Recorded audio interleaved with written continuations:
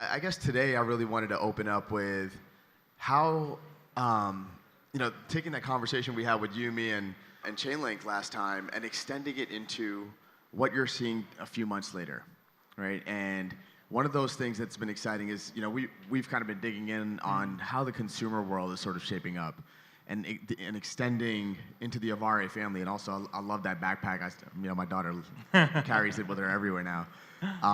But how is the Aave family really coming together, and specifically with consumer products? Yeah, I mean, maybe what helps is to kind of explain a little bit the backstory. When we started to build Aave, it was purely like a mission was purely to build financial opportunities to everyone. So everyone has the same equal access without looking into backgrounds and being able to create a borderless financial marketplace. And that was the very early days of DeFi. I think the whole term DeFi, decentralized finance, didn't exist. So there was like a couple of decentralized applications that were somewhat filling that category. And being able to earn on chain and being able to use your assets as a collateral and borrow was a kind of like a big empowering use case.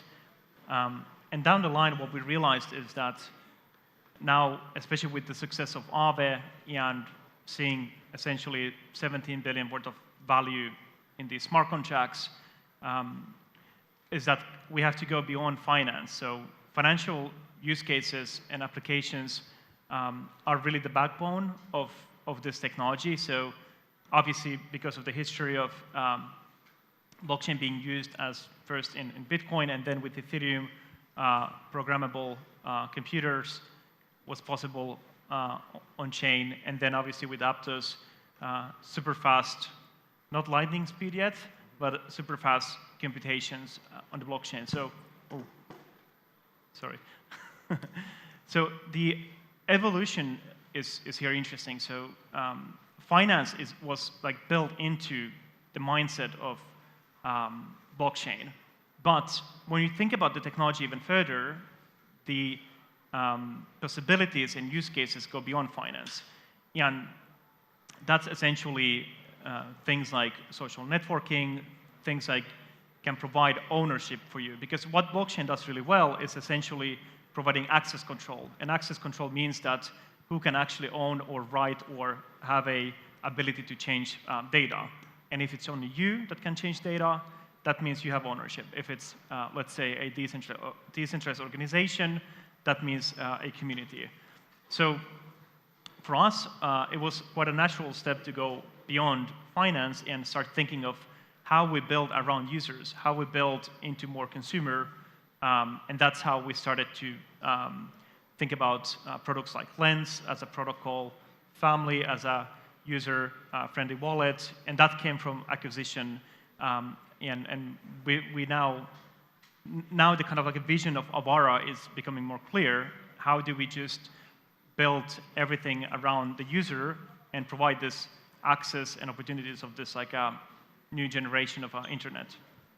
And it's been an amazing journey to sort of watch everything come together. And the reason I want to start off with consumer is because now that you have this focus on the individual, and if you're thinking about these new economies and new rails that help us get to these economies, you need to be able to connect and really understand those users. And obviously, Aave and the Aave group have done a phenomenal job of that.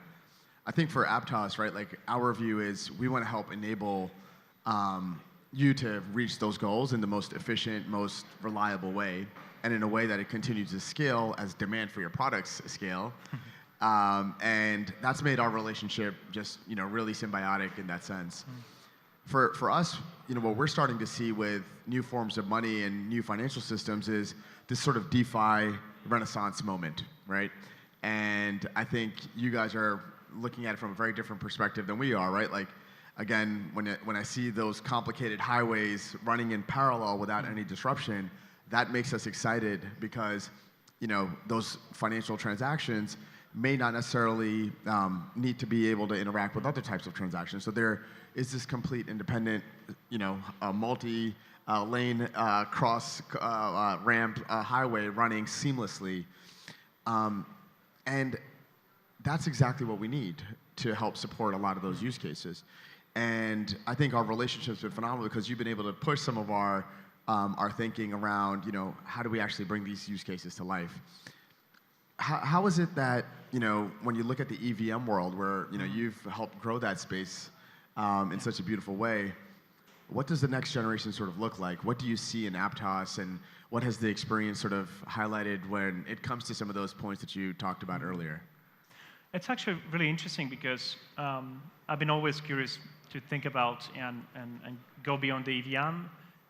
EVM has been the natural first mover, and with the L2s, it's relatively easy to take the same copy, the same software base, and essentially replicate it across all the networks that are EVM based. So naturally, that's the first progression that basically happened with Aave as well. So I think we're now in 14 different EVM networks, and just in practice, we ran out of EVMs to deploy at the moment. So that's one thing. But the second thing is that EVM itself has its own limitations and also its own kind of like a direction as well. And something that is interesting when you think about Ethereum is that a lot of the changes and upgrades will happen slowly because the ethos of the ecosystem is essentially create kind of like some sort of a fundamental footing into what a decentralized network in that community should be. Now, when I look at the environment in Aptos and what you can, and also the language itself, which is based on Move, you have a quite different environment, and you see that there's a approach that is focused more on performance. So that's the first thing that we noticed. So it's basically built on high performative use cases, and also this idea that you use this software as a basis for financial infrastructure. And what I mean by that is that if you want to do any type of, let's say, high performance applications, trading, or you want to have payments that require scale, you want to have parallel execution, you need that kind of a high performance. That's one thing. And the second thing is the ability to actually progress with the code base. So one challenge that I usually see is that technology moves really quickly, and whenever you build something, and I know there's a lot of builders here today, you might kind of understand the feeling where when you ship something, your code is basically old at the point you ship. So software is getting outdated very quickly, and it's important to be able to make changes and improve the stack as new things come up. And that creates innovation in the stack itself and creates new opportunities as well too. So that was really like a big kind of like explorative moment for us. I appreciate that, and I was going to say there's two things I'd love for you to maybe go a little bit deeper on. One has been not only using this technology and going beyond the EVM, but also pushing what's been possible and really making protocols running on the EVM sustainable long term. And I think you tweeted about that recently around how some of these DeFi protocols have matured significantly. Yeah, and I think the whole aspect of like DeFi Renaissance, what I like to call is that DeFi has been around here for, I don't know, let's say like 5, 6, 7 years, whatever the way you calculate. And I feel like there's been a lot of innovation over the years, and now more recently we're seeing some of these protocols actually mature in the code base, in the security, and also governance procedures. So some of these protocols, if you look at, for example, the Aave ecosystem, it has a very efficient DAO. So it's not based on, for example, what the founding team actually wants to do, but there's actually a group of set of people that, or entities that actually want to help on steering direction for the DAO itself and for the protocol. And everyone is contributing to the same goal. So there's that maturity there. And most importantly, what's now really exciting is that you see also fundamentals being a big part of it. So if you look at some of these, I don't like to refer all the time to the Aave DAO, but like let's say some of these DAOs that are really successful, they're actually making revenue. And this is really cool because you actually have a decentralized public good infrastructure running permissionlessly, and then on top of that you have a DAO actually that is profitable. And that is really cool because that means that these DAOs can actually be self-sustainable and continue to evolve. And that's super exciting because that gives actually really big case for decentralized finance to exist, being sustainable, and being able to expand. And the expansion of Aave into Aptos is a perfect example where if you have fine technology that is just better, faster, stronger, that will eat any financial system.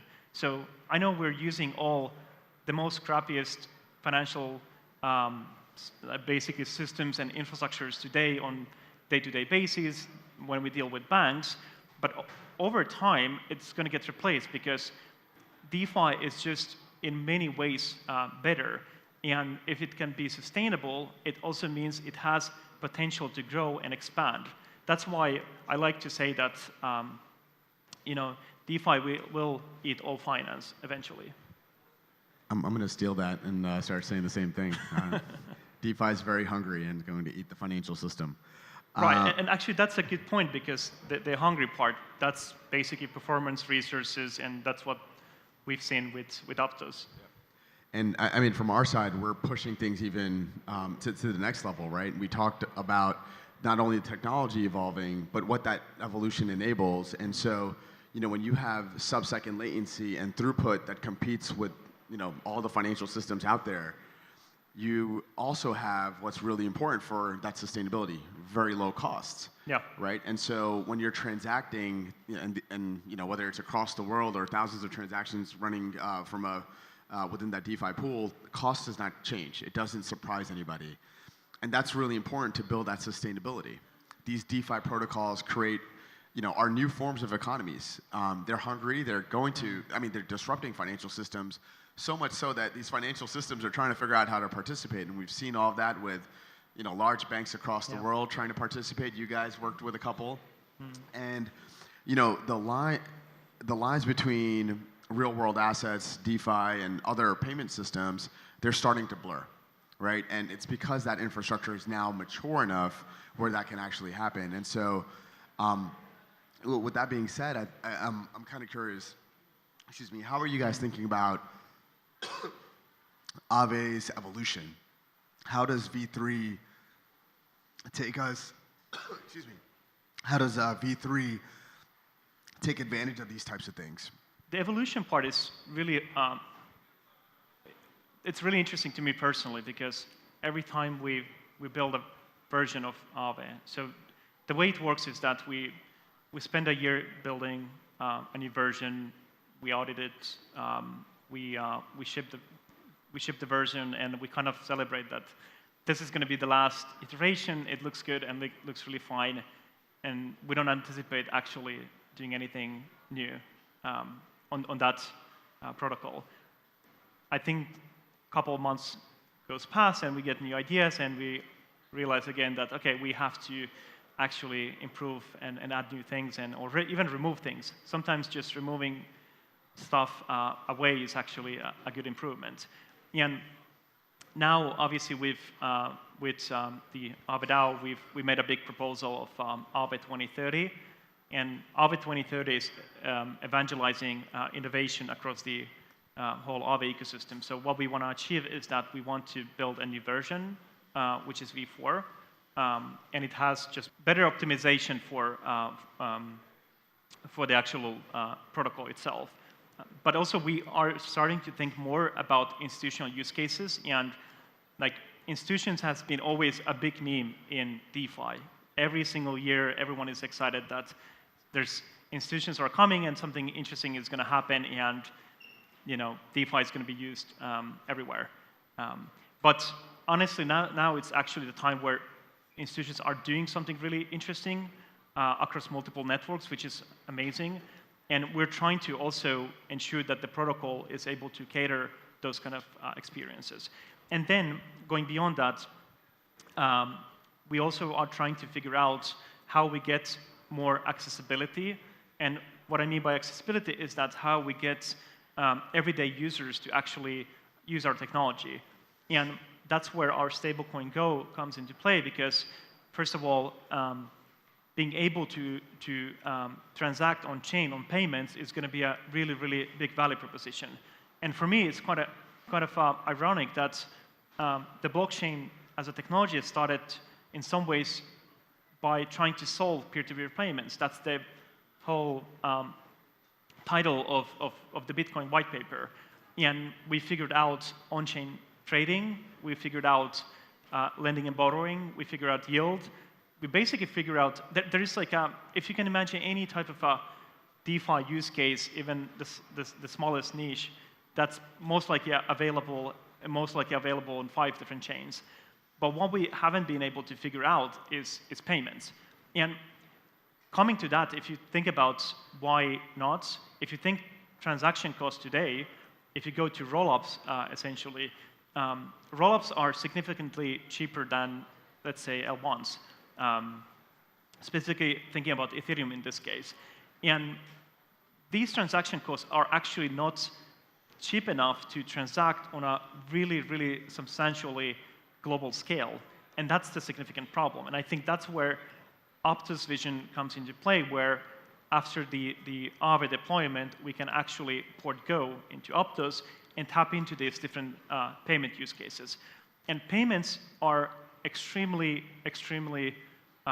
sick use case, because the way, well, we actually discussed about this in Hong Kong, where actually you mentioned about that the payment landscape is very limited to the actual primitive of online payments. So cards are used as a primary online payment primitive. So mostly you see subscription-based walls that ask you to pay before you can read an article or subscribe for a whole year, essentially, or a month. And you basically mentioned that if you can actually have this design space and affect how payments are structured, you can scroll web pages and payments are essentially subtracted from your balance, and you can transfer value between people really easily and to large quantity of users. And I think that's the kind of like a vision and evolution we want to see. Hopefully we're able to contribute and build that, but I think that's something that we need just more people to think about and actually try to solve it. It's a really good point, and I think even the way credit card systems work today, and how risk of individual credit risk is obfuscated away, and the costs associated with that, how that could potentially fad could be, you can kind of get rid of that or automate a lot of that. Thinking, we dream about overnight repos and how those can potentially evolve, and imagine having all that capital that needs to move at scale being able to move in, a DeFi liquidity pool, right? And so that would be incredibly valuable, and it would really disrupt the way financial systems work.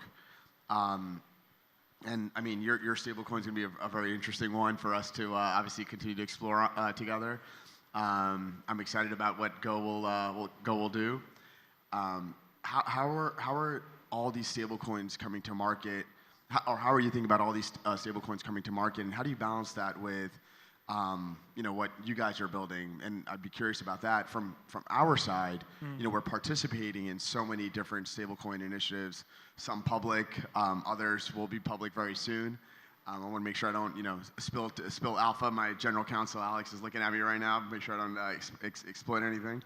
But as these new forms of stable value come to market, whether they be, privately issued stable coins or central bank digital currencies, because the infrastructure is now here, how do they all kind of work together in this new system that you guys are building at Aave?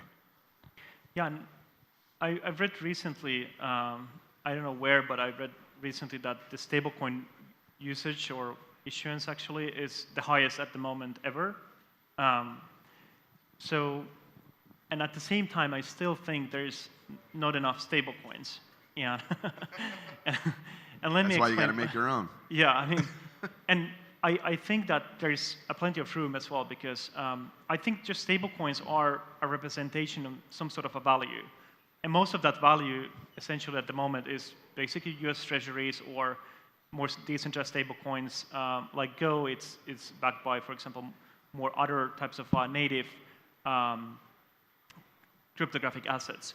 But I think that it's an interesting example, because stablecoins can be just a tokenization of some sort of a value that you can actually tap into on chain and share across the ecosystem. So I think there's not enough stablecoins, and the reason for that also is that we probably will see most of these stablecoins not actually be a way of exchanging value. It might be a way of just diversifying your assets. It might be a way to tap into some sort of a cash flow. And that creates a lot of financial opportunity. We still kind of like forget that most of the world doesn't have access to US dollar. Like, that's fundamentally a big issue. And most of that world doesn't have access to yield on US dollar. And there's a lot of regions where you have high inflation, where actually stable value is really helpful, especially if it's built on a resilient technology, and there's guarantees for the users that their value can't be taken away. So what I'm saying is that essentially we need more value that is stable value, creates more opportunities on chain, and they can have various different kinds of use cases. And some stablecoins will back other stablecoins as well. And this whole system is fully auditable, transparent, and open for everyone to build. So that's why I'm really excited about seeing more, actually, than less. I love that you said that we still need more stable coins, as I see Walter from Paxos walking around there in the back. Well, they have too many. They could relax a bit. They're not on Aptos yet. Okay, they need to work harder. There we go. But we just launched, or Tether just announced that they're going to be launching USDT on Aptos. We're obviously very excited about that, and hopefully all of you are too. And that's just the start of some of the native stable coins that are going to be coming on chain. Obviously, would love to see more. But it unlocks all those points that you talked about, right? And it's going to be wild when these new forms of money, whether issued by private entities or governments, start to get themselves out in the wild. And imagine what you can do with that, right? Like, the social economies that unlock is just going to be mind-blowing. Right now we exchange photo, and so I wanted to speculate a little bit and get, we're allowed to speculate. We're in Web3, for goodness sake. But maybe imagine all this value being able to flow just as seamlessly as photos do, as text do. And if we're exchanging ideas across the world, now we can exchange value in addition to those ideas. Yeah. And that just opens up access to so many interesting outcomes, right? People that could not once participate in building on Aave or on Aptos can now get paid in USDT and share, not only share their ideas, but actually bring them to life. And that contribution is going to fuel not only a DeFi renaissance, but what I believe is going to be a renaissance in just human society. Yeah. And it's been one of the things that's been holding us back. I mean, when I speak with our payroll team, we talk about the challenges of paying people overseas. I'm sure you guys probably think about that too. And so that's one thing, just like from a speculation perspective, thinking about what's going to happen when all these stable coins come online, and we can share ideas with people in Seoul and have people be part of our economy and build. It's just going to be wild. I'm so excited about that. But curious to hear what you're speculating on. I think what you touch base there is that it's not just kind of like stable coins and finance. Like, I think there's like 3 major ways how we onboard more users, and obviously the main thing that we're doing now is through money, essentially. So users come to an on-ramp, they want to tap into a financial opportunity. So basically, they might take that stable coin and put it into a DeFi protocol and earn. Or they might just buy another asset, right? Everyone knows that. So the second one is work. And I think that's another big kind of like an area where people will start exchanging their work into cryptographic assets or stablecoins. Same thing kind of. And the last thing that is really fascinating for me is that we'll see people onboarding through content. So they start to actually unlock their own creativity and exchange that creativity with also on-chain assets. And that's going to be really fascinating because, as I've previously also have said, there's limited amount of people that have significant financial capital, but everyone has some sort of social capital. That's essentially the content we create, the connections we are making, and being able to distribute your messages and your voice to your audience in various forms of content. So those three are really important pillars when you are building something and thinking about the mainstream adoption, because I think we can't just onboard based on the concept of money.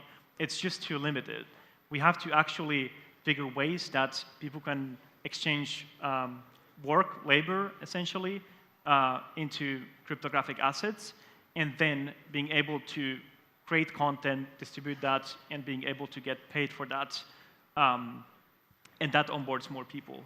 At least those three things I've identified that we need to kind of like accelerate more the growth. Yeah, I mean, those are three great takeaways for people. And if you're a builder sitting in this stage, sitting in here listening to us on stage, I would be taking rigorous notes when Stani spills that alpha. One thing also I wanted to highlight is the interesting protocols that are out there in the market too, right? And I'm looking at Alex right here from Iconia, Adam right behind him from Thala. Merkle should have just lined up right behind him, but I think they're somewhere here. But these new DeFi protocols are really taking some of these ideas of what's possible and putting some social components together in there, and making value, changing the way NASDAQ might one day work, or Thala is working on some cool things coming up, and I think Adam's probably going to share some alpha later on as well. And so, as we think about these builders, and all of you sitting here listening to Stani and I speak, and not only speculate, but also builders here that are building as well, I'm so excited about this DeFi Renaissance because it has real-world implications. Mm-hmm. It has real-world implications to large financial conglomerates, to everyday people, to builders that are now essentially going to be changing the way these new systems are going to work, and their growth is going to be phenomenal. So, on that point of speculation, I'm also excited about these future builders, not just the ideas, but we don't know what some of these ideas might look like, because now that these rails are here, the stablecoin is here, stablecoins are here, tried and tested protocols are here, social connectivity is here, and there's this massive willingness and appetite for large financial institutions to enter the space, and regulatory clarity continuing to come to market. I think the DeFi Renaissance is going to take over. So. Yeah, I think, and let's go. Yeah, and big shout out to all the builders that are building at the moment on Aptos and Move. It's actually been, and we've been working with Alex as well, and trying to basically understand more the ecosystem, and our kind of role is to also understand how to port liquidity and make it more fluid across different networks. And so far, what I've noticed is that Aptos definitely has like really, really strong developer community. So shout out to you all developers. Yeah.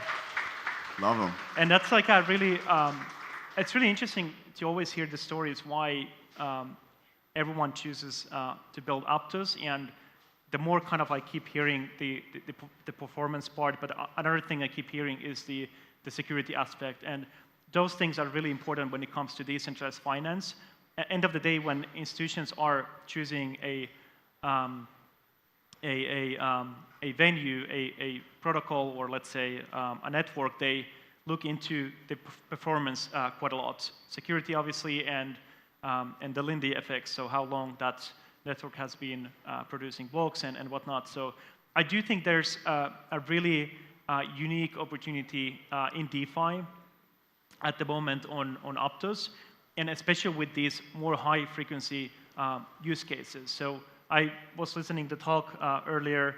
Alex was on the panel, and they were talking about essentially a high-frequency environment and how do you actually build for really high frequency.